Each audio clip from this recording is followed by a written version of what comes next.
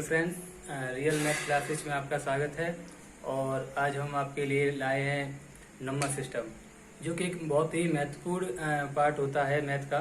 आज हम उसी के बारे में थोड़ा चर्चा करेंगे। ठीक है, तो बिना कुछ देर किए हुए आज स्टार्ट करते हैं नंबर सिस्टम।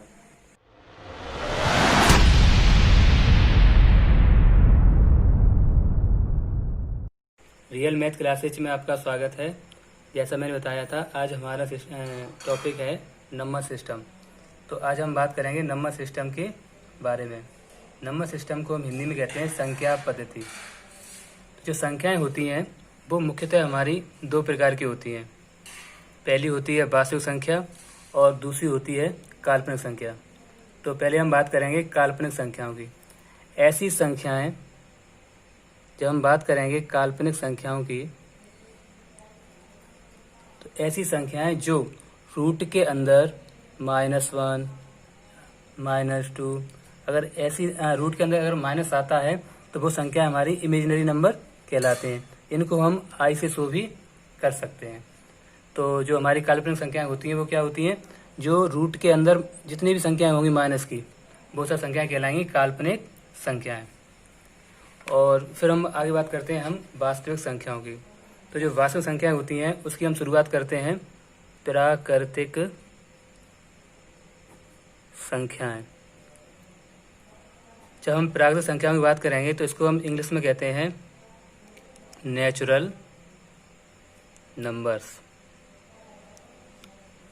अब नेचुरल नंबर कौन से होते हैं? तो नेचुरल नंबर वो नंबर होते हैं जो इस प्रकृति में पाए जाते हैं, जैसे कि 1, 2, 3, अदरवाइज 1, 2, 3। अच्छा, हम जैसे बोले आपसे कि अगर मैथ में जैसे प्राकृतिक संख्याओं में जीरो क्यों नहीं आता, तो हम जानते हैं कि जीरो का जो इस प्रकृति में कोई अस्तित्व नहीं होता। इसलिए प्राकृतिक संख्या कहाँ शुरू होती है? 1 से लेके इन्फाइनाइट तक जो भी संख्याएं होती हैं वो संख्याएं प्राकृतिक संख्याएं कहलाती हैं। उसके बाद हमारा जो दूसरा टॉपिक आता है वो आता है पूर्ण संख्याएं। पूर्ण संख्याओं को हम कहते हैं होल नंबर। पूर्ण संख्याएं वे संख्याएं होती हैं जो जीरो से शुरू हो। मतलब अगर हमारी संख्या 1 से स्टार्ट होगी तो वो संख्या कहलाएगी प्राकृतिक संख्याएं। अगर संख्याएं 0 से शुरुआत होगी तो वो संख्याएं कहलाती हैं 0, 1, 2, 3 dot dot dot dot infinite तक। ये संख्याएं हमारी कहलाएंगी होल नंबर, मतलब पूर्ण संख्या, जिनका हम 0 से शुरू करते हैं और अनंत तक जाती हैं। अब इन संख्याओं में जब हम बात करेंगे तो इन संख्याओं में ही आती हैं, जैसे हम बात करें सम संख्या। सम संख्या, तो सम संख्या क्या होती है? ऐसी संख्याएं जो 2 से पूरी तरह से विभाजित हो जाए। जो 2 से विभाजित हो जाए। ऐसी संख्याएं जो 2 से कट जाती हैं या जिनका भाग चला जाता है, वे संख्याएं सम संख्याएं कहलाती हैं, जैसे कि 2, 4, 6, 8 डॉट डॉट। तो सम संख्याएं जो होती हैं जो 2 से विभाजित हो जाती हैं। उसके बाद जो नंबर आता है वो आता है विषम संख्याओं का।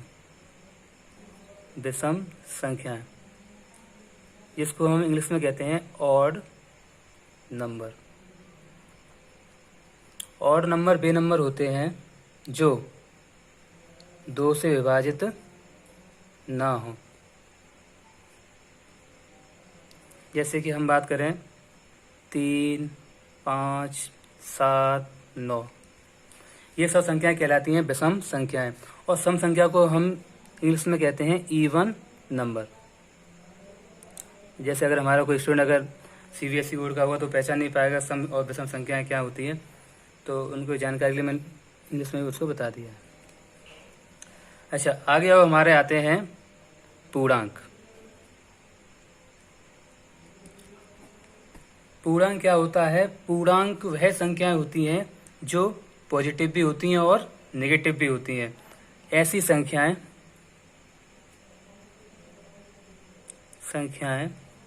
जो ऋणात्मक हो व धनात्मक हो। तो जैसे हम बात करें ऋणात्मक में तो -1, -2, -3, और धनात्मक बात करें तो 1, 2, 3, 4, 5। पर ये क्वेश्चन ये आता है कि इसके बीच में जो 0 नंबर है, जैसे 0 मान लो, यह संख्या ना तो ऋणात्मक होगी और ना धनात्मक होगी। 0 एक अपनी खुद संख्या है, ना तो ये ऋणात्मक होती है और ना धनात्मक होती है। तो 0 कभी ऋणात्मक नहीं हो सकती और ना धनात्मक हो सकती पहले, लेकिन ये पूर्णांक कहलाएगा। उसके बाद आती है हमारी भाज्य संख्या। भाज्य संख्या वे संख्याएं होती हैं जिनके हम गुणनखंड कर सकें, मतलब 2 या 2 से अधिक के गुणनखंड हो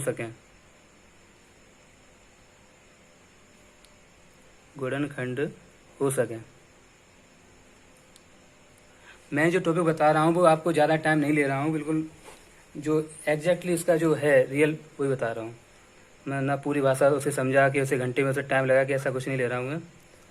तो भाज्य संख्या वे संख्या होती हैं जिनके 2 या 2 से अधिक फैक्टर या गुणनखंड हो सकें, जैसे कि 4, तो 2 2 जा 4 और 6, 8 एक्स्ट्रा। ऐसी संख्याएं जिनके गुणनखंड हो जाते हैं वे संख्याएं कहलाती हैं भाज्य संख्याएं। भाज्य संख्याओं के बाद आता है हमारा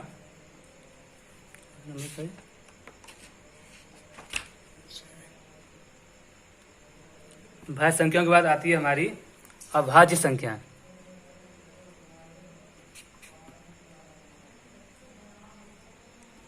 ऐसी संख्याएं जो या तो 1 से घटें या फिर खुद से घटें। ऐसी संख्याएं जो 1 से घटें या फिर खुद से घटें, वही संख्याएं अभाज्य संख्या कहलाती है। ऐसी संख्या जो 1 से घटे या फिर खुद से घटे, वो संख्या अभाज्य संख्या कहलाती है, जैसे कि 1 से या खुद से घटे। तो अब हम बात करेंगे शुरुआत, ये अभाज्य संख्याओं की शुरुआत कहाँ से आती है। ज़्यादातर मैंने देखा है ये क्वेश्चन टेट में और अदर जो भी कंपटीशन एग्जाम होता है उसमें आता है, जैसे कि 2। बहुत बार लोगों को प्रॉब्लम रहती है कि 2 कैसी संख्या है। तो आज मैं क्लियरली बताने जा रहा हूँ जो 2 है वो अभाज्य संख्या है, क्योंकि इसको या तो 1 ही काट सकता है या यह स्वयं अपने आप से घटेगी। लेकिन उसके बाद 3, 5, 7 ये सब भी क्या होंगी, अभाज्य संख्याएं। हम देखेंगे कि 2, 3, 5, 7 ये सब संख्याएं या तो 1 से घटेंगी या फिर खुद से घटेंगी। तो या तो 1 से घटेगी या खुद से घटेगी, वो क्या कहलाएगी, अभाज्य संख्या। अच्छा, अब आगे हम बात करेंगे सबसे छोटी अभाज्य संख्या कौन सी होगी। तो बहुत से लोग मैंने देखा 3 भी कराते हैं, क्योंकि वो भूल जाते हैं, सोचते हैं कि 2 तो वही सम संख्या है कैसे भी मान के, तो वो 3 कराते हैं। लेकिन सबसे छोटी अभाज्य संख्या कौन सी होगी, 2। अब अभाज्य संख्याओं के बाद जो संख्या आती हैं वो आपकी आती हैं परमेय संख्याएं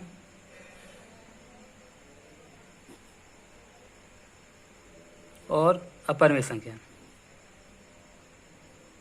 एक दिन मैं वीडियो डालूंगा परमेय और अपरमेय संख्याओं का पूरा विस्तार से, लेकिन अब जो वीडियो छोटा करने के लिए मैं इसे ज़्यादा डिटेल नहीं समझाऊंगा आज। परमेय संख्याएं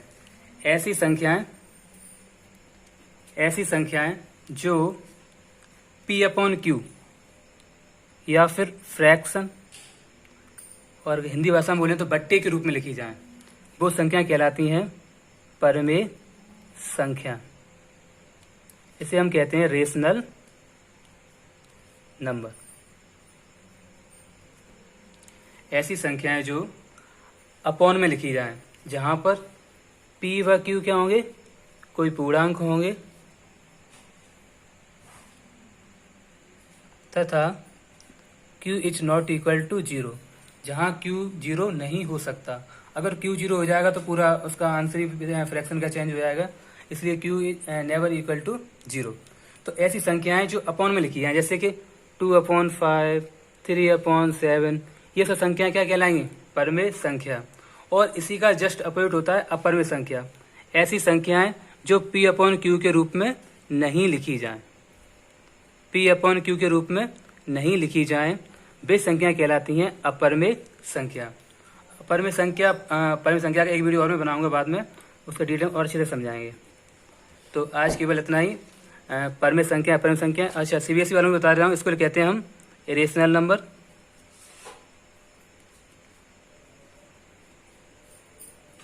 और इसको कहते हैं रेशनल नंबर। इसको कहते हैं प्राइम नंबर, और भाज्य को कहते हैं हम कंपोजिट नंबर। तो अब हम एक बार से फिर इसको देख ले रहे हैं, जो भी आज हमने कराया है। संख्याएं मुख्यतः होती हैं दो प्रकार से। पहले होती है वास्तविक संख्याएं, फिर काल्पनिक संख्याएं। जो प्राकृतिक संख्याएं होती हैं वो कहाँ शुरू होती हैं? 1 से लेके इन्फिनाइट तक। और उसके बाद आती हैं पूर्ण संख्याएं। पूर्ण संख्याएं वे संख्याएं होती हैं जो संख्याएं 0 शुरू होती हैं और अनंत तक जाती हैं। प्राकृतिक संख्या हमेशा 1 से स्टार्ट होती है और पूर्ण संख्या हमेशा 0 शुरुआत होती है। सम संख्या की बात करेंगे, सम संख्या वे संख्या होती हैं जो 2 से विभाजित हो जाएं, और विषम संख्या वे संख्या होती हैं जो 2 से विभाजित नहीं होती हैं।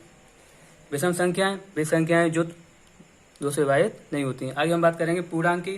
तो जितने भी नंबर होते हैं पॉजिटिव और नेगेटिव, ये सब पूर्णांक कहलाते हैं। और पूर्णांक 0 भी एक पूर्णांक है। 0 ना तो प्लस में होता है और ना माइनस में होता है। बात करेंगे भाज्य संख्याओं की। तो ऐसी संख्याएं जिनके गुणनखंड हो सके वो भाज्य संख्याएं कहलाती हैं, और ऐसी संख्याएं जिनके गुणनखंड नहीं होते या अपने आप से करती हैं या मतलब 1 से करती हैं वो कहलाती हैं अभाज्य संख्याएं। अब लास्ट हमारा टॉपिक रह गया सहअभाज्य संख्या।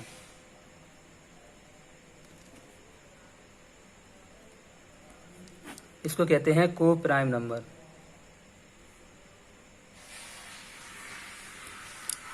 सहअभाज्य संख्याएं वे संख्याएं कहलाती हैं ऐसे दो संख्याओं के जोड़े जिनके बीच में कॉमन फैक्टर